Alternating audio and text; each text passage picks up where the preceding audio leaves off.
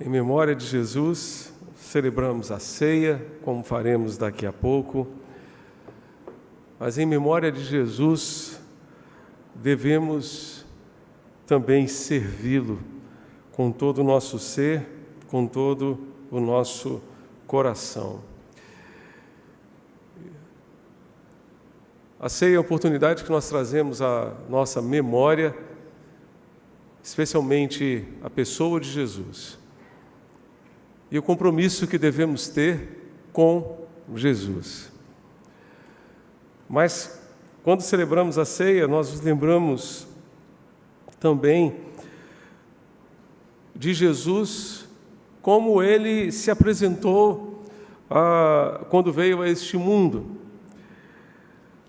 É muito comum os compêndios de teologia sistemática apresentarem Jesus como profeta, sacerdote e rei. Como sacerdote, ele não foi apenas aquele que entrou no Santo dos Santos para oferecer o sacrifício, mas ele foi o próprio sacrifício. Ele foi o próprio Cordeiro de Deus que tira o pecado do mundo. Mas uma figura que a mim chama muito a atenção na Escritura é a figura de Jesus como servo. Isaías descreve Jesus como servo sofredor. A quem deu crédito à nossa pregação, já dizia o capítulo 53. Ele foi um homem de dores que soube o que era padecer, o que era sofrer. Um servo sofredor. Um servo que, naquela noite que antecedeu o seu sofrimento, a sua paixão, sentado à mesa com os discípulos para celebrar a ceia, antes de apanhar o pão, antes de apanhar o cálice, apanhou a bacia e a toalha para lavar os pés dos seus discípulos, assumindo a condição do servo mais humilde da casa. E depois ele disse: se eu, sendo Senhor e Mestre, fiz isto, quanto mais vocês devem fazer. Em memória de Jesus, nós esperamos que nesta manhã nós nos lembremos dele como servo, e lembrando de Jesus como servo, lembremos também dos servos que nós devemos ser. Ele nos chamou para servi-lo, da mesma forma como ele serviu aos propósitos do Pai, aos propósitos do reino de Deus. E justamente gostaria de pensar com os irmãos, dando continuidade à nossa série de mensagens em Filipenses, nas qualidades de um servo de Deus. Se Ele nos chamou para servi-lo, o que Ele espera dos seus servos? O que Ele espera dos seus servos? Vale a pena também lembrar daquela palavra do Henry Blackaby no livro Conhecendo Deus, Fazendo Sua Vontade, quando ele compara o servo a um simples copo ou uma simples caneca como esta. O copo pertence a alguém, e se você tem um copo em casa, você pega aquele copo.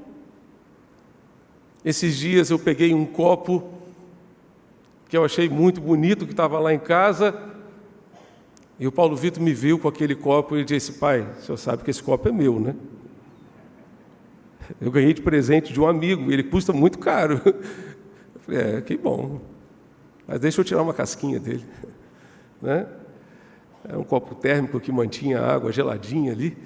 Então, se você tem um copo, você usa aquele copo como você bem quiser, como você bem desejar. O servo é aquele que é útil ao seu possuidor.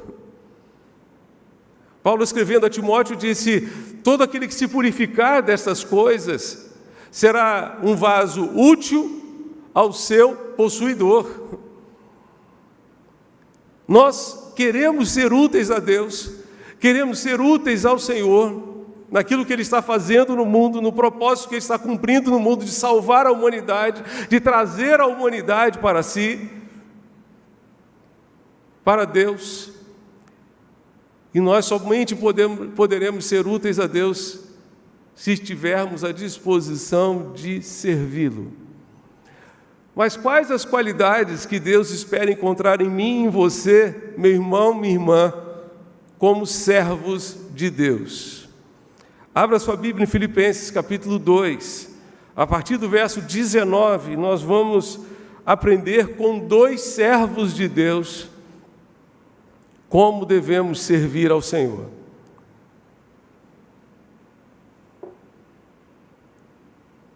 Filipenses 2, 19 a 30.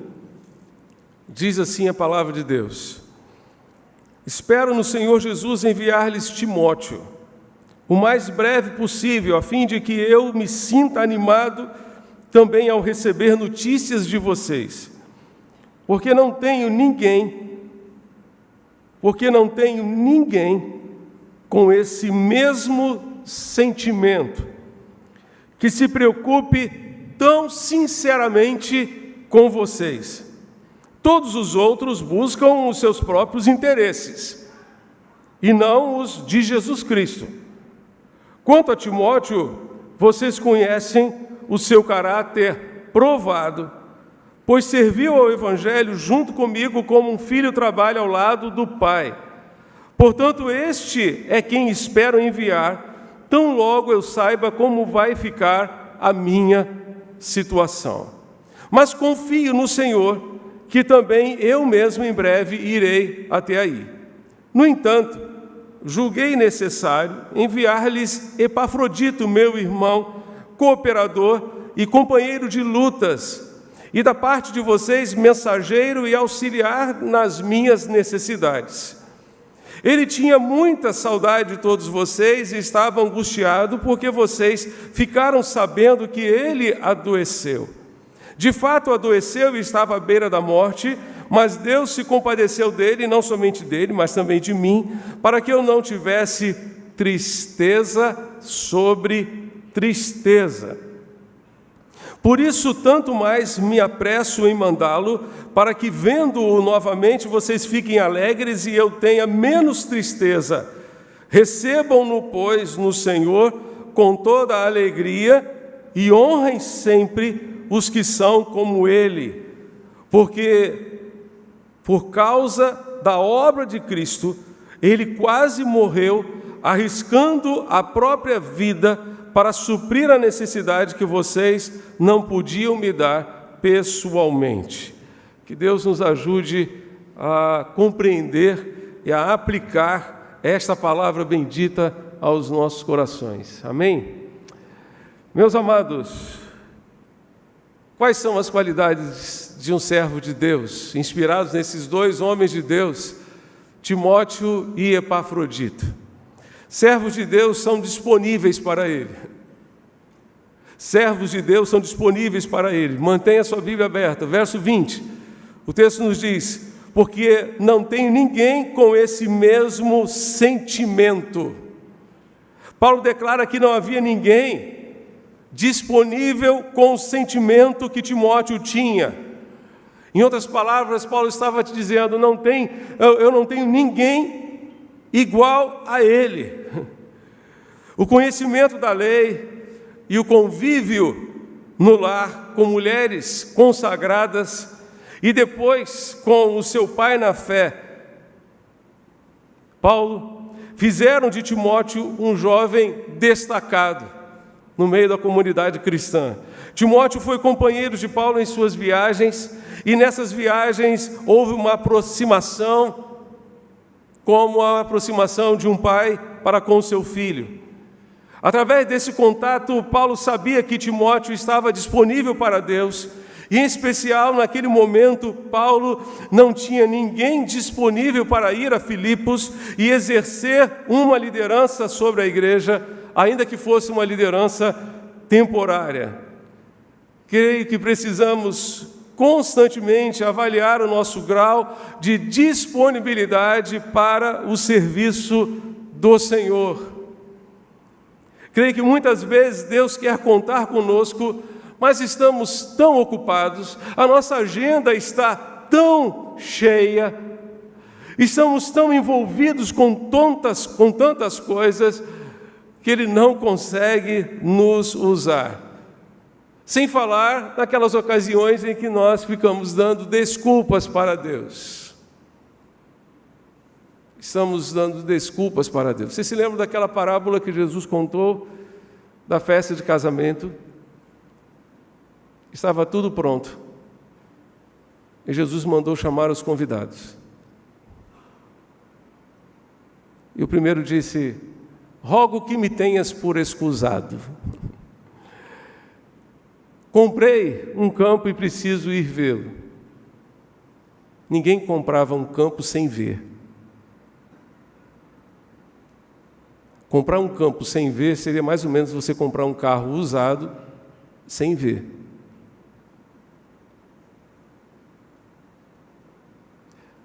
O outro deu uma outra desculpa. O outro deu uma outra desculpa. E muitas vezes nós ficamos dando desculpas para Deus. Paulo disse: eu tenho Timóteo e ele está disponível para servir. Servos de Deus estão disponíveis para servir ao Senhor e se colocam à disposição, apesar da sua agenda lotada, apesar de qualquer dificuldade, eles se colocam à disposição para servi-lo. Servos de Deus servem ao Senhor com sinceridade de coração. Continue comigo no verso 20. O texto diz: não tem ninguém com esse mesmo sentimento e que se preocupe tão sinceramente por vocês. Paulo se refere a Timóteo como o único dentre os seus companheiros de trabalho que sinceramente estava interessado no bem-estar daquela igreja. Deus certamente espera que a nossa atuação na obra de Deus seja com sinceridade, ou seja, com uma motivação honesta, sincera. Não podemos esquecer que Deus está olhando não apenas para aquilo que fazemos, mas para a motivação que nos leva a fazer aquilo que fazemos. Não basta fazer a obra de Deus, precisamos fazer com a motivação sincera de honrar a Deus, de glorificar o seu nome, de exaltar o seu nome.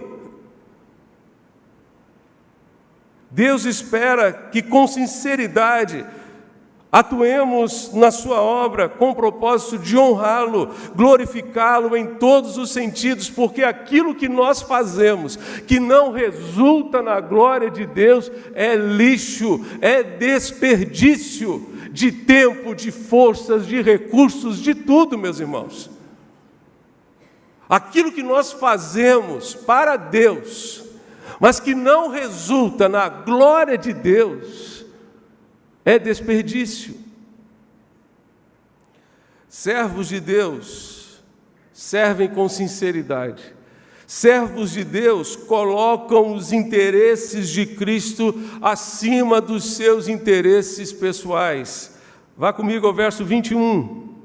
O verso 21 nos diz: todos os outros buscam seus próprios interesses e não os de Jesus Cristo.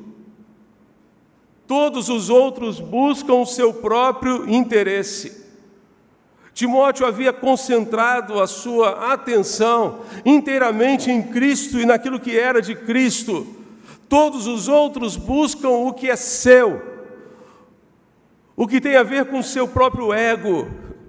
Precisamos tomar cuidado, porque a vida de hoje absorve tudo que temos, tudo que somos, e quando não percebemos isso, passamos a viver em função de nós mesmos.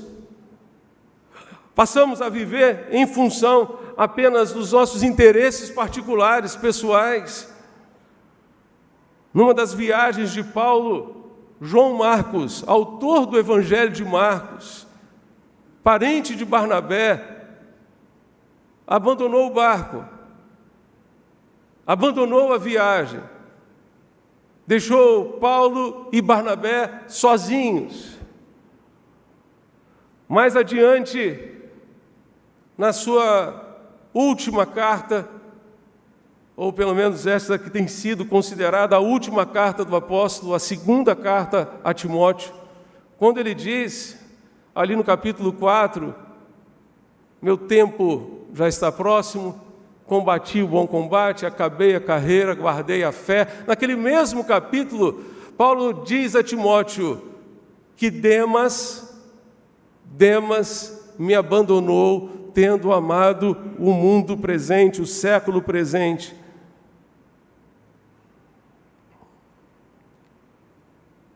Paulo estava se sentindo abandonado, estava se sentindo sozinho.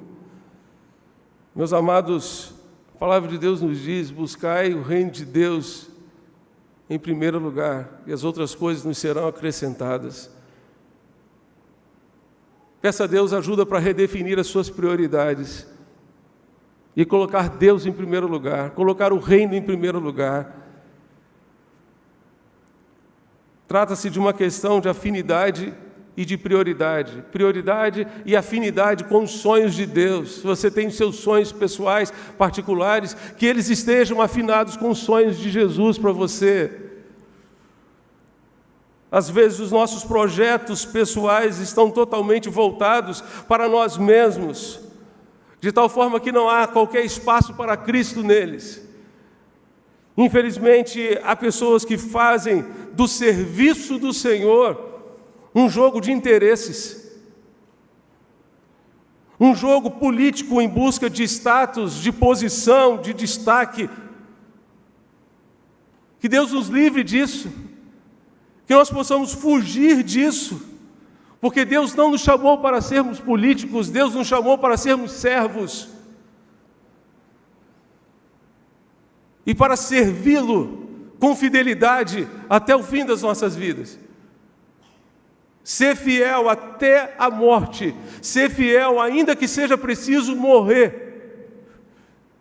Disse Jesus à igreja de Esmirna, como vimos no domingo passado: vivamos em função dos interesses do reino de Deus e não dos nossos interesses pessoais e particulares. Servos de Deus que servem de acordo com os interesses do reino têm um caráter provado e aprovado por Deus.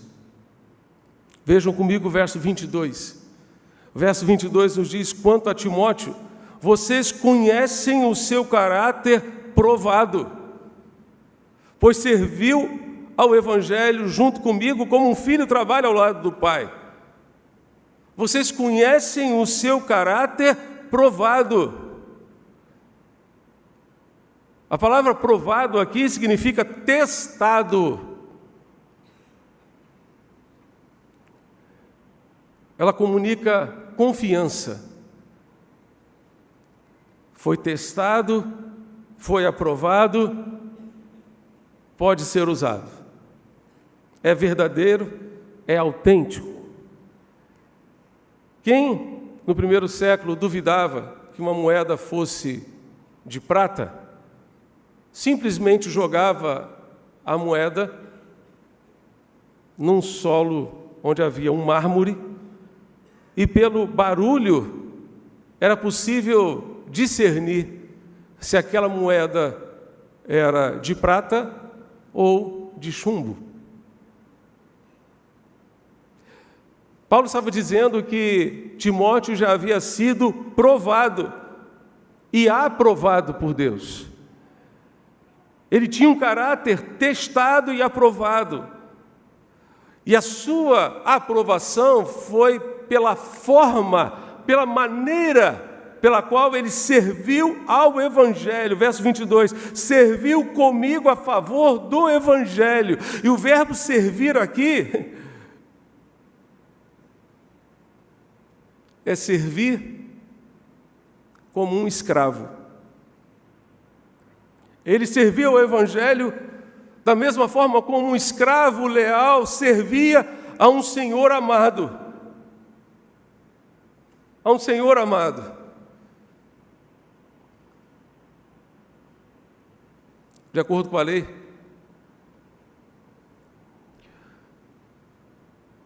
do Antigo Testamento, um escravo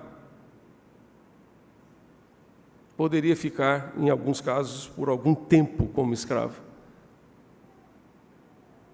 Mas havia o caso em que o escravo decidia, por si mesmo, continuar escravo, dizendo: eu amo meu Senhor e quero gastar o restante da minha vida servindo a Ele. Quando isso acontecia, o Senhor apanhava aquele escravo, levava até a porta e furava a sua orelha.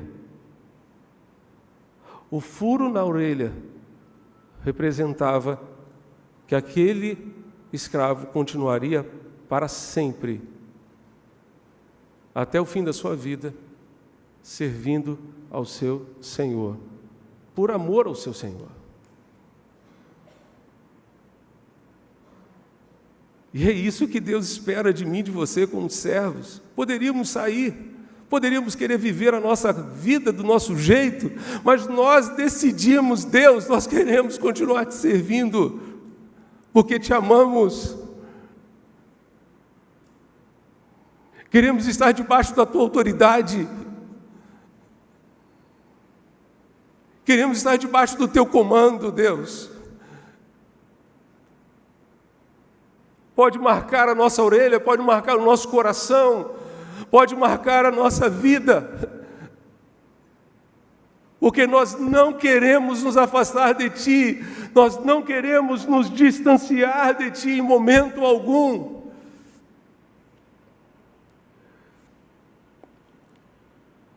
Timóteo teve o seu caráter testado, provado, como um escravo amado, que amava o seu Senhor. É interessante notar que aqui Paulo está dizendo que Timóteo havia sido aprovado. Mas na última carta que ele escreve a Timóteo, que é a segunda carta, no capítulo 2, verso 15, ele diz: procura apresentar-te a Deus aprovado, como um obreiro que não tem de que se envergonhar, que maneja bem a palavra da verdade. Timóteo já não tinha sido aprovado? Por que Paulo está dizendo: procura apresentar-te a Deus aprovado? Porque esta aprovação, irmãos, é diária. O nosso certificado é diário. Ele tem data de validade, não é que nem um certificado de um curso que você faz e você recebe para sempre aquela certificação de qualidade ou de conclusão daquele curso. A validade do nosso diploma talvez seja de um dia ou de algumas horas, porque a cada momento nós estamos sendo testados. Podemos ser aprovados em um teste e reprovados em outro. Somos aprovados numa situação e talvez reprovados em outra situação. Trata-se de uma busca contínua. Em outras palavras, Paulo estava dizendo a Timóteo: Timóteo, olha, continua buscando esta aprovação. Continua buscando. Terminando a sua carta aos Romanos, Paulo faz uma série de saudações. E há um homem que aparece uma única vez no Novo Testamento, em toda a Bíblia, cujo nome era Apeles. E Paulo se refere a ele da seguinte maneira: saudai a Apeles, aprovado em Cristo. Aprovado em Cristo. Saudai a Apeles, porque ele foi aprovado em Cristo. Timóteo havia sido testado e aprovado. Estamos sendo testados o tempo todo. Nosso temperamento está sendo testado dentro de casa, na igreja, nos corredores da igreja, nos grupos de WhatsApp da igreja, nós estamos sendo testados. Nas redes sociais estamos sendo testados. E Deus espera que nós sejamos aprovados em Cristo. Que o nosso caráter seja aprovado em Cristo, com as nossas reações. Que as nossas reações sejam aprovadas em Cristo, porque as nossas reações refletem o nosso caráter. Servos de Deus têm caráter provado e aprovado. Servos de Deus também cooperam com a obra de Deus. Você pode abrir a sua Bíblia no verso 25. Filipenses 2, verso 25, agora ele fala a respeito de Epafrodito, e ele diz: no entanto, julguei necessário enviar-lhes Epafrodito, meu irmão, cooperador e companheiro de lutas, e da parte de vocês, mensageiro e auxiliar nas minhas necessidades. Epafrodito não é mencionado em nenhuma outra parte da Bíblia, apenas aqui em Filipenses. Ele é citado como cooperador. Cooperador é quem trabalha junto com o outro. Epafrodito fazia parte da equipe ministerial de Paulo. Ele se refere a ele como aquele que havia sido enviado pela igreja de Filipos para socorrer o apóstolo nas suas necessidades. Não esqueça que Paulo estava preso quando escreveu essa carta. E a igreja de Filipos levantou uma oferta para ajudar o apóstolo no tempo em que ele estava preso. E Epafrodito foi o portador desta oferta. Não havia Pix naquela época, né, irmãos? Não havia transferência bancária naquela época. Então precisava de alguém que levasse a oferta em dinheiro. E Epafrodito foi este servo de Deus, portador. Mas a Bíblia diz aqui no verso 27 que ele adoeceu mortalmente. Mortalmente. Não sabemos exatamente a causa da doença de Epafrodito, nem que doença ele teve. Mas especialmente, no primeiro século, as pessoas estavam muito mais expostas a doenças do que hoje. E por outro lado, como William Hendrickson descreve, Epafrodito pode ter se dedicado de tal maneira ao suprimento das necessidades de Paulo, ao trabalho do Senhor, que pode muito bem ter apanhado uma estafa, chegado a um nível de esgotamento físico e mental. Diz o texto no versos 29 e 30 que ele arriscou a sua vida. Arriscou a sua vida. As viagens eram muito perigosas, sujeitas a assaltos, a diversas adversidades, especialmente para o portador de uma oferta generosa. A verdade é que Epafrodito não mediu esforços para cooperar com o Evangelho, como um bom soldado, serviu ao seu Senhor. Eu creio que Deus está esperando de mim, de você, essa disposição de cooperação. Escrevendo aos Coríntios, Paulo disse que nós somos cooperadores de Deus. Se a gente conseguir cooperar e não atrapalhar a obra de Deus, está ótimo, né, irmãos? Às vezes parece que a gente atrapalha, né? Todos nós estamos sujeitos a atrapalhar a obra que Deus quer fazer. Com as nossas palavras, com as nossas ações, nossas atitudes, nossas reações. Às vezes a gente embarga a obra que Deus está fazendo. Mas Deus nos chama a cooperar, a sermos esse companheiro de lutas, Interessante que Paulo se refere a Epafrodito como irmão, meu irmão, cooperador e companheiro de lutas. Ele não chama Epafrodito de companheiro de glórias, mas companheiro de lutas. O serviço do Senhor é cheio de lutas, sim.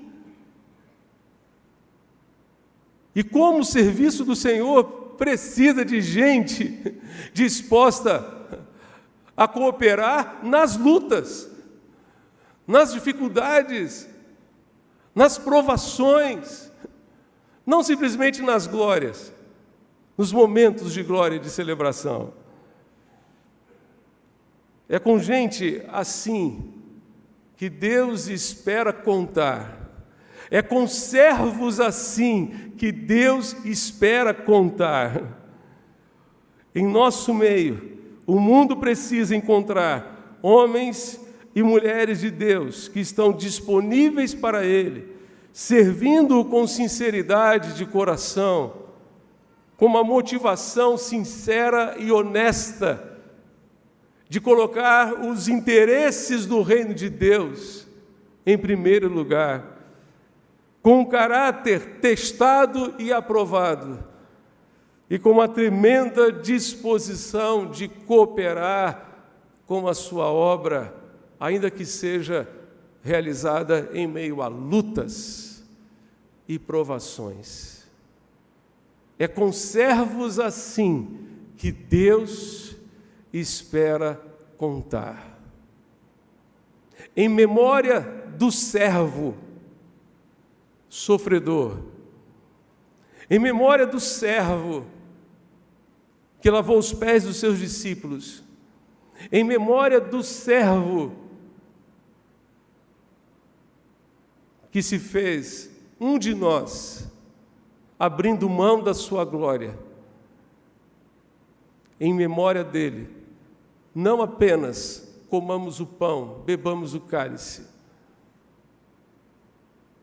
em memória dele, sirvamos aos interesses e aos propósitos de Deus para nós, para a nossa igreja e para o reino de Deus, sobretudo. Feche seus olhos. Vamos orar ao Senhor.